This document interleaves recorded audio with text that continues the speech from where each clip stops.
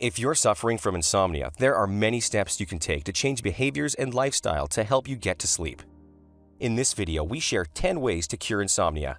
Any extra resources or information will be included in the description, so make sure to check it out.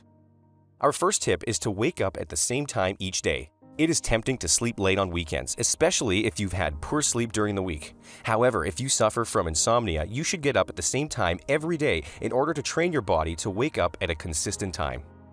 At number 2, we recommend to eliminate alcohol and stimulants like nicotine and caffeine. The effects of caffeine can last for several hours, perhaps up to 24 hours, so the chance of it affecting sleep are significant. Caffeine may not only cause difficulty initiating sleep, but may also cause frequent awakenings. Alcohol may have a sedative effect for the first few hours following consumption, but it can then lead to frequent arousals and a non-restful night's sleep. If you are on medications that act as stimulants, such as decongestants or asthma inhalers, ask your doctor when they should be best taken to help minimize any effect on sleep. At number 3, we recommend to limit naps. While napping seems like a proper way to catch up on missed sleep, it's not always so. It's important to establish and maintain a regular sleep pattern and train oneself to associate sleep with cues like darkness and a consistent bedtime. Napping can affect the quality of nighttime sleep. At number 4, we recommend to exercise regularly. Regular exercise can improve sleep quality and duration. However, exercising immediately before bedtime can have a stimulant effect on the body and should be avoided. Try to finish exercising at least 3 hours before you plan to retire for the night.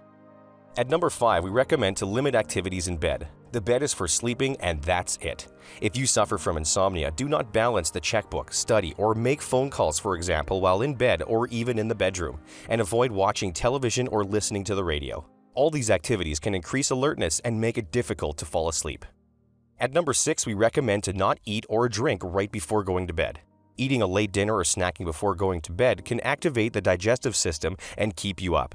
If you suffer from gastroesophageal reflux or heartburn, it's even more important to avoid eating and drinking right before bed, since this can make your symptoms worse. In addition, drinking a lot of fluids prior to bed can overwhelm the bladder, requiring frequent visits to the bathroom that disturb your sleep. At number 7, we recommend to make your sleeping environment comfortable. Temperature, lighting, and noise should be controlled to make the bedroom conducive to falling and staying asleep. Your bed should feel comfortable, and if you have a pet that sleeps in the room with you, consider the pet sleeping somewhere else if it tends to make noise in the night. At number 8, we recommend to get all your worrying over with before you go to bed. If you find you lay in bed thinking about tomorrow, consider setting aside a period of time, perhaps after dinner, to review the day and to make plans for the next day. The goal is to avoid doing these things while trying to fall asleep. It's also useful to make a list of, say, work-related tasks for the next day before leaving work. That at least eliminates one set of concerns. At number 9, we recommend to reduce stress. There are a number of relaxation therapies and stress reduction methods you may want to try to relax the mind and body before going to bed. Examples include progressive muscle relaxation, perhaps with audio tapes, deep breathing techniques, imagery, meditation, and biofeedback. And for our final tip, we recommend to consider participating in cognitive therapy.